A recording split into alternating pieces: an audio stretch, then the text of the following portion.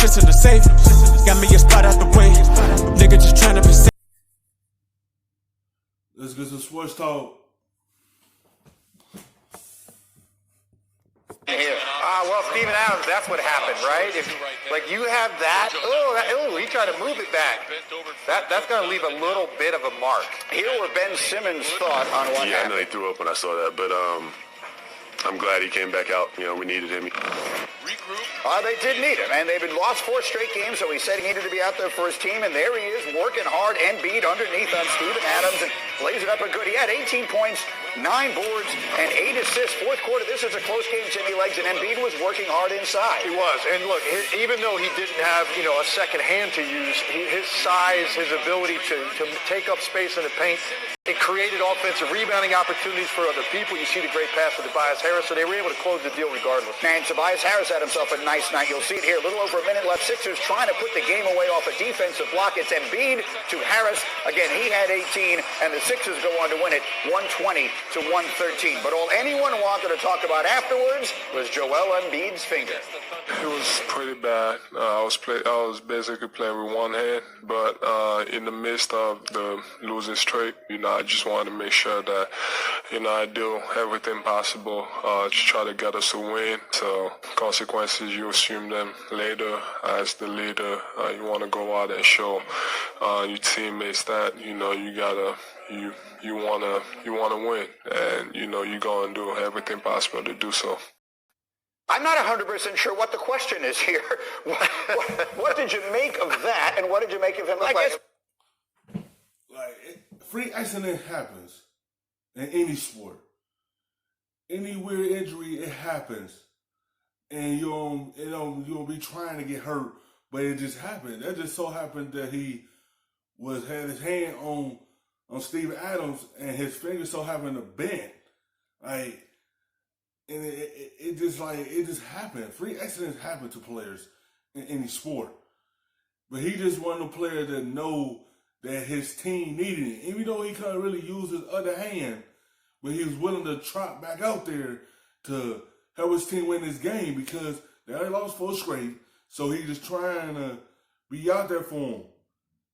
Like, he could have went back in the locker room and went to the hospital and got that fixed, but he wanted to go back out there and help his team win this game, and so they could be able to move forward. Look like credit. Look like Booger McFarland's hands, right? Exactly. That's not what you want. You got to get that corrected and you got to get that fixed. But this is something that happens more times than not. You see guys with pinkies that are always dislocated. It's something that you can get through this, especially if it's on your left hand. I dealt with it twice. I had a compound dislocation. So I had a similar thing, finger at a 90-degree angle, but also the bone sticking out. Ooh. So I had that injury take place. And then I also dislocated my finger walking my dog, looking at my phone, and stepped down a step, fell, caught myself, dislocated my finger. So two injuries, one on the court and one just doing domestic chores. The second one sounds more like something I might do. The first one sounds like something where I would gather the media around me immediately and announce my retirement. All kidding aside, you've got Embiid out there toughing it out for his team, which I think is a statement considering they've lost 4 straight games, and all the conversation has been about how bad and at times imperfectly grouped they seem to be. Well, I don't know if they're perfectly grouped. The problem is It's as simple like it is. When you already see the players around you talking to the media like they are not comfortable, they don't want to step on each other's toes or anything, you go willing to tough it out because you already got players that's not really comfortable taking shots. You got players that's hesitant when they take shots, and it seems like they're still trying to figure out who they are this season. Like, if they willing to be comfortable when he off the floor so they could be able to win these games if he had to miss some games because of the finger or anything. Like, it's bad enough that everyone's still trying to place on this team. Two best players don't necessarily complement each other with each other, but Embiid, if you have a slow down game and throw the ball into him all the time, but we don't know durable enough. Then you have Ben Simmons who can play up and down and fast, but he doesn't necessarily have the weapons around him to play that style. And that's where Jimmy Butler connects them. I know we're talking about Jimmy, but ultimately they don't have anything that bonds them together. Biggest difference between the Sixers and every other team that we label a contender is they do not have a guy that's got a live handle that can score from anywhere on the floor.